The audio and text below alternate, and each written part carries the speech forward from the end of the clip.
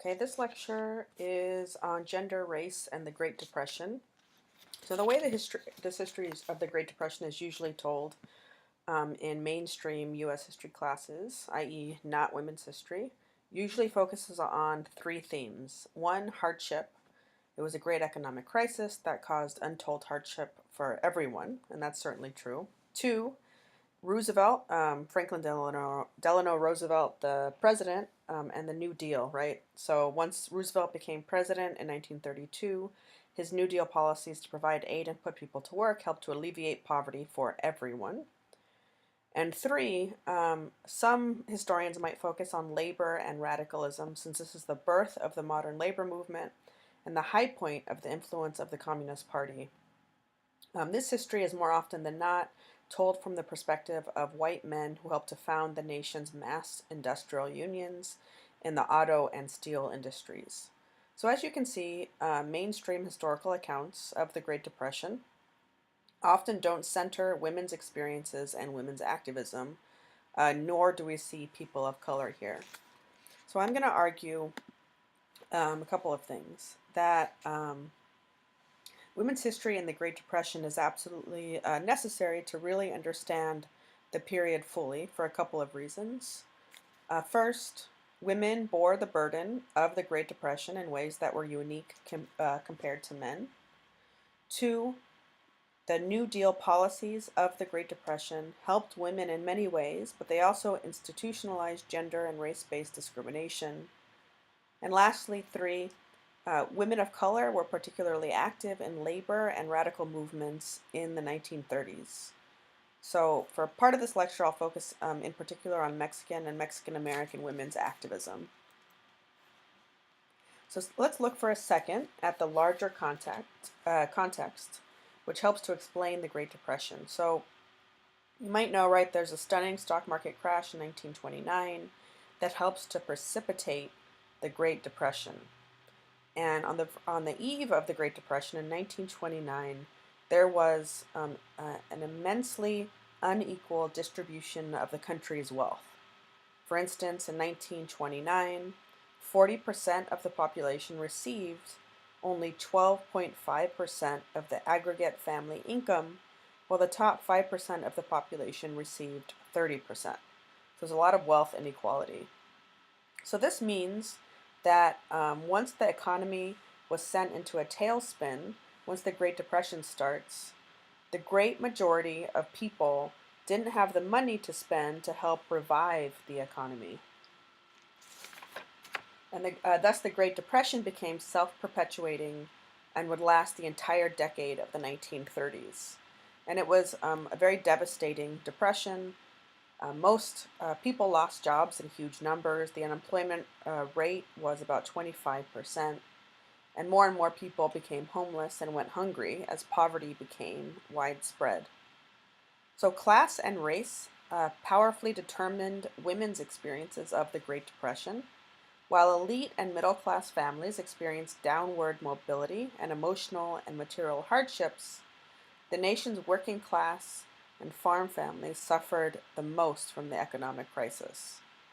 They faced a greater likelihood of losing their jobs and farms, and they had fewer resources to draw on once the Great Depression hit. African Americans were always the first fired from industrial jobs.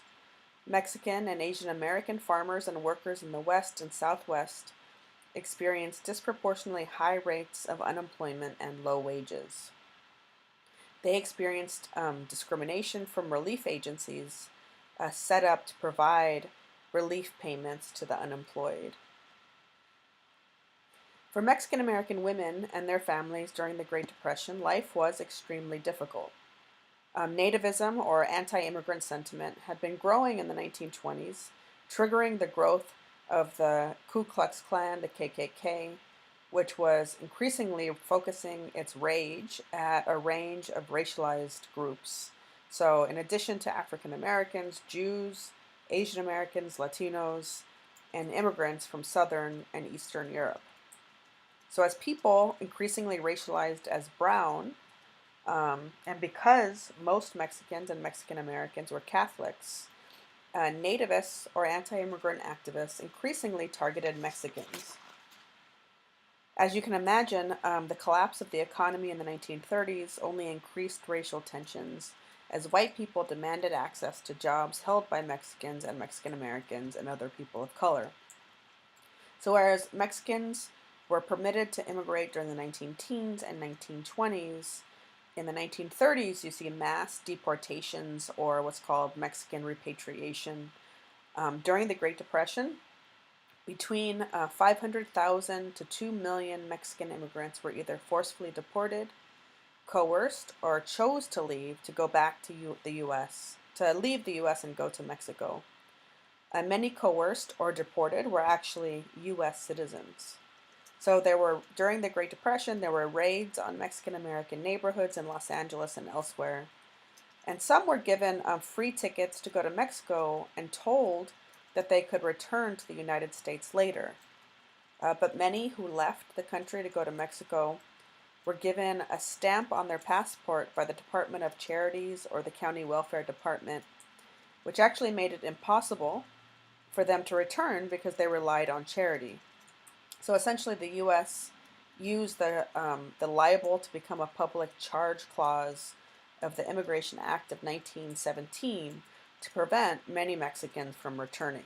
So a lot of people left thinking that this was going to be temporary, that once the economy picked up that they could return, but they found when they came to the border that they were prevented from coming back to the United States. So although in the early 20th century women were increasingly working for wages outside of the home, particularly poor women and women of color, most observers during the Great Depression regarded women's proper place as the home. Thus, policymakers, popular writers, and sociologists interpreted the unemployment crisis of the 1930s as primarily a male dilemma, or a problem affecting men by and large, emphasizing the, quote, forgotten man, and worrying about the psychological impacts of unemployment on masculinity, so worrying less about women and more about men. Observers worried that men's loss of work would prove destructive to the nuclear family. Women, including women who were primarily homemakers and women who worked for wages, continued to be responsible for labor in the household, which became increasingly more difficult in the context of the Great Depression. So women had to juggle fewer resources and figure out how to make do under desperate circumstances. Women also had to deal with the increasing presence of unemployed men in the home, which helped to strain their marriages. Men increasingly deserted their wives, though divorce rates, interestingly, even though men deserted their wives, the divorce rates did not go up during the Great Depression because it was simply too expensive for most people to get a divorce. Because just getting by was so hard, women started stopped having as many babies, and they increasingly used contraception to prevent having pregnancies.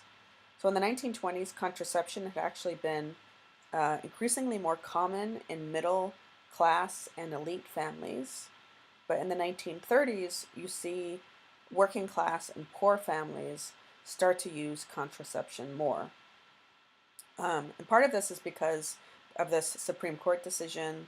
In 1936, the Supreme Court decision was called United States v.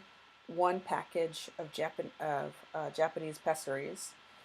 It increased legal access to birth control because it invalidated federal laws that had prohibited the dissemination of contraceptive information. So this is a rather important Supreme Court decision. So though women had always worked outside of the home for wages, hostility during the Great Depression toward working women intensified. One Gallup poll in 1936, for instance, asked if married women should work if their husbands were unemployed, and if their husbands were employed, and 82% of the respondents to this survey, to this poll, said no, that married women, if they had a husband who was employed, should not work. because people believed that in an era of difficulty finding jobs, men's employment should take priority over women's employment.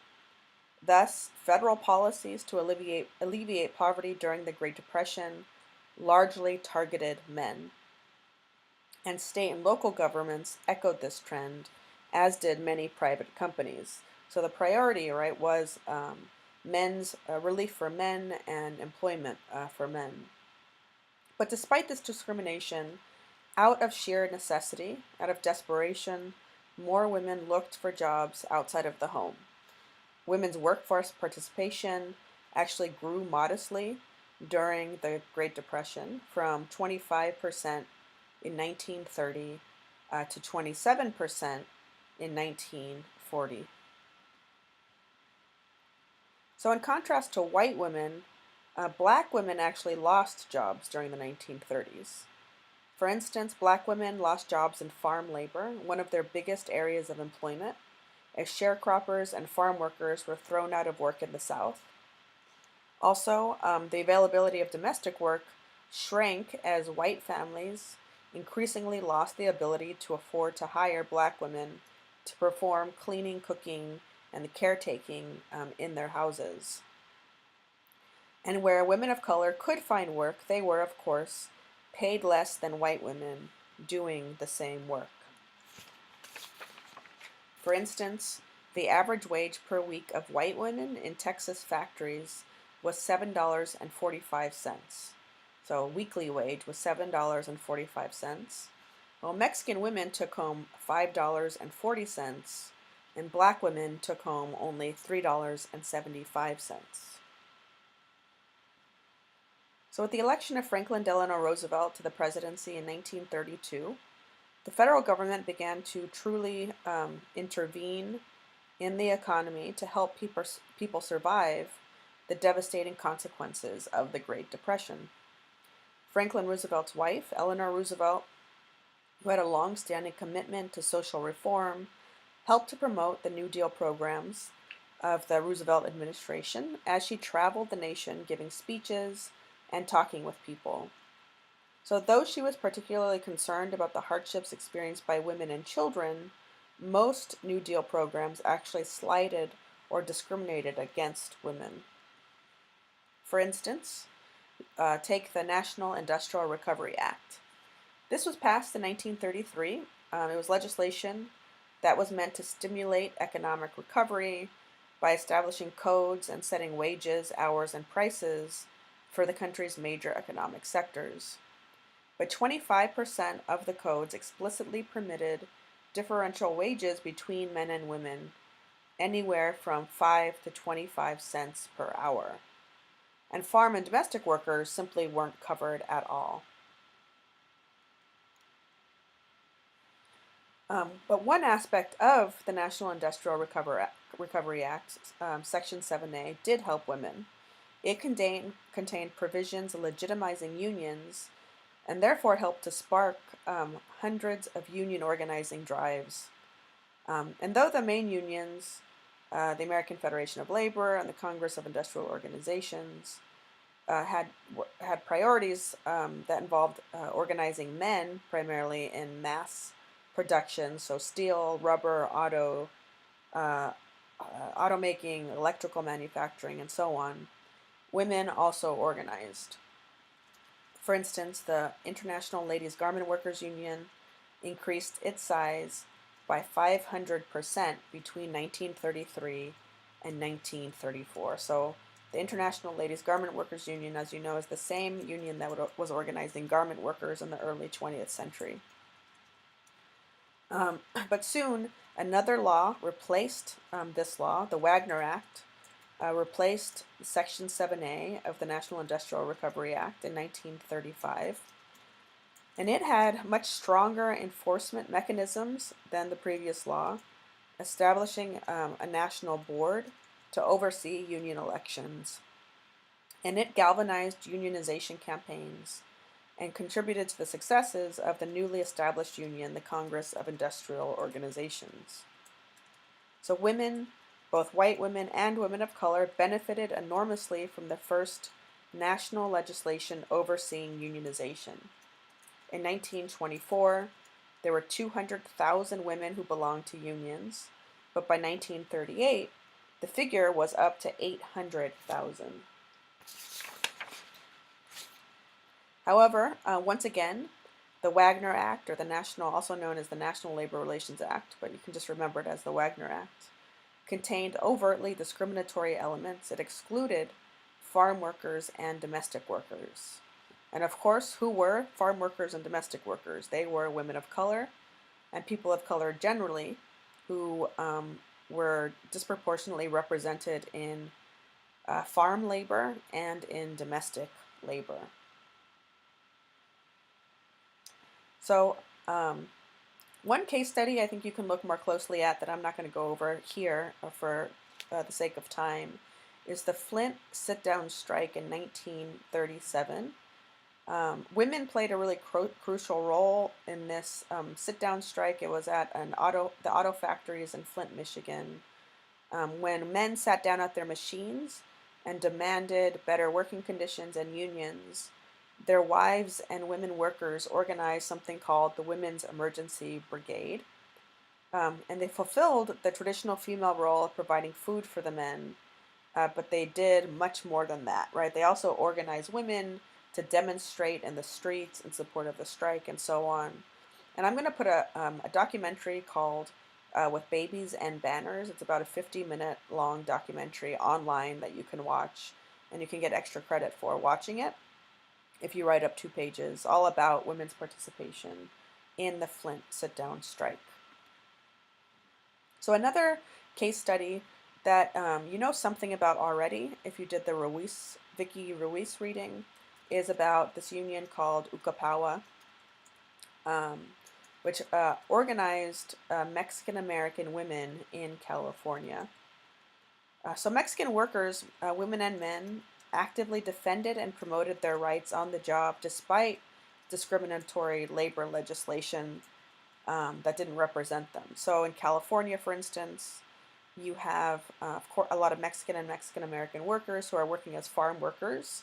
And even though farm workers are excluded from the Wagner Act, they go on strike and they try and demand their rights, in some cases successfully. So let's see, I'm going to move on to the canneries. So UCAPAWA, I guess I should say what it actually means. The United Cannery Agricultural, Packing House, and Allied Workers of America. That's what it stands for. And it organized cannery workers in California.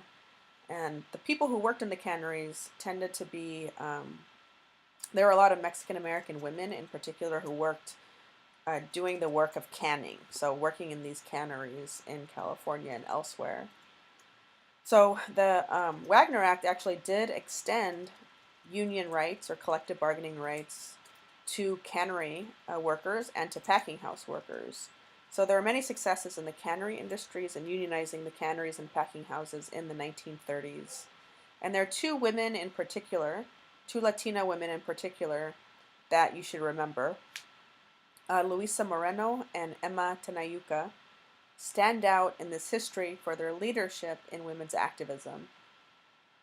So Emma Tenayuca was a member of the Texas Communist Party. She was a native of San Antonio, Texas, and she helped to organize 10,000 workers who worked as pecan shellers, and most of them were Mexican women in San Antonio.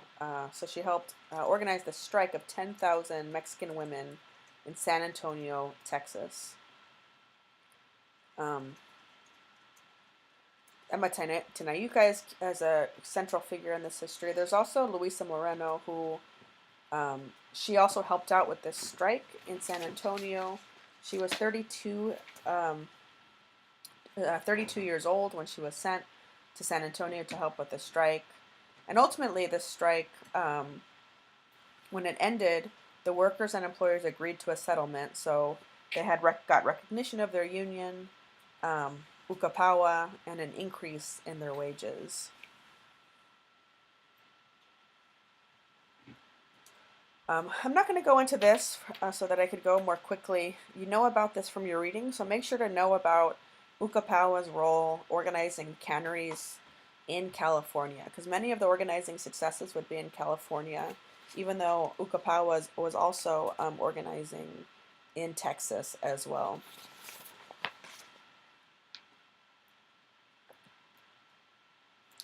So here's a slide that has some more information about Emma Tenayuca, and another slide here that has some information about Luisa Moreno, who was actually deported in 1950 because of her politics. She was initially from Guatemala, originally from Guatemala, and she was deported during the Red Scare of the 1950s because of her politics. So she was forced to go back to Guatemala simply because of her involvement in labor activism in the 30s and the 1940s.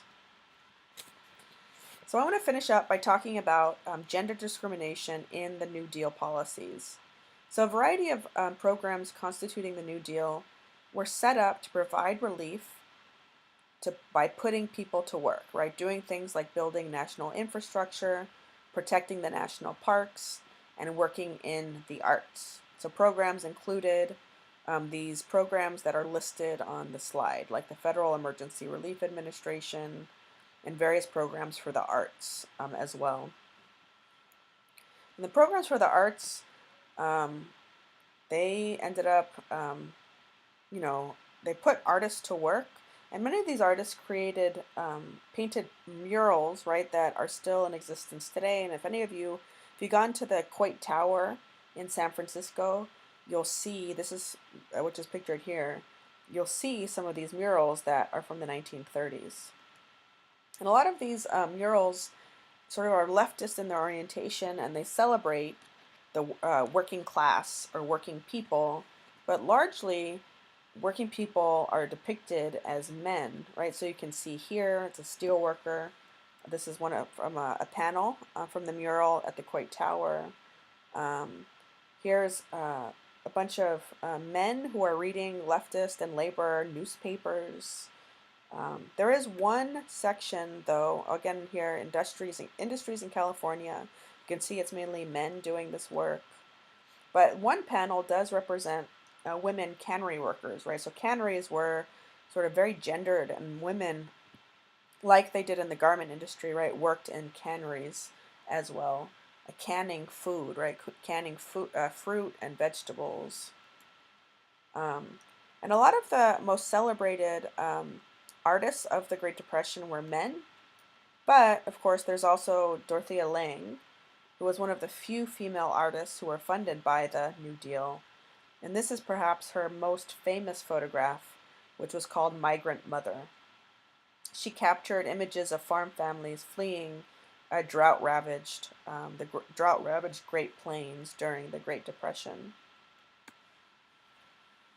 So New Deal programs were also riddled with discrimination against women. Most of the New Deal programs focused, like I said, on male unemployment and treated women as subordinate earners who ideally should be in the home. Oops. Okay, to be eligible for work relief, for instance, women needed to prove that they were heads of the family. So if there was a man in the family, they were not eligible for work relief. And women were explicitly excluded from one of the biggest programs during the New Deal, which was the Civilian Conservation Corps, which put 2.5 million young men to work conserving the nation's parks and natural resources. So though Franklin Delano Roosevelt's wife, the First Lady, intervened with similar camps set up for women, these camps for women only accommodated 8,000 young women. So contrast that 8,000 with 2.5 million young men put to work as part of the Civilian Conservation Corps program. So the New Deal programs also reinforced gender and racial stereotypes and institutionalized discrimination found in the private labor market. Women of color, for instance, were often shunted into programs providing them training as domestic workers. Finally, the Social Security Act deserves special mention. I'm going to talk about this a little bit more later when on my lecture on the history of welfare. But the Social Security Act of 1935 was path-breaking in many ways. So for the first time, the federal government provided a pension plan and federal and state matching funds for unemployment assistance and for aid to dependent mothers and children. However, once again, like for the Wagner Act, domestic workers and farm workers were explicitly excluded from the program. So, of course, again, who does that affect? People of color, women of color in particular, and also women who worked in the home as mothers and housewives. So, women who did unpaid labor were not entitled to pensions, right? So, it's only if you're in the paid labor force that when you retire, you get retirement income or a pension. A 1939 amendment to Social Security further institutionalized inequality when married working women were taxed at the same rate as their husbands. Because there was a family limit to benefits, a wife's benefits were reduced if her wages and her husband's exceeded the family limits, right? So the wife's benefits were explicitly reduced. Additionally, widows and their children received benefits when a husband and father died, but when a married woman's dependents did not. So that's key. So like other New Deal programs, the thing to remember, right, is that Social Security operated under assumptions of women's subordinate place in the labor market, right, and their primary role in the home. Despite the fact that increasingly more and more women, including married women, were working for a wage, and that women of color were always working for a wage in much higher numbers than white women. So I'm going to conclude just by repeating the main points that I started this lecture with, that number one, women bore the burden of the Great Depression in ways that were unique compared to men. Two, New Deal policies helped women in many ways, but they also institutionalized gender and race-based discrimination. And three, right, women of color were particularly active in labor and radical movements of the 1930s. Oops.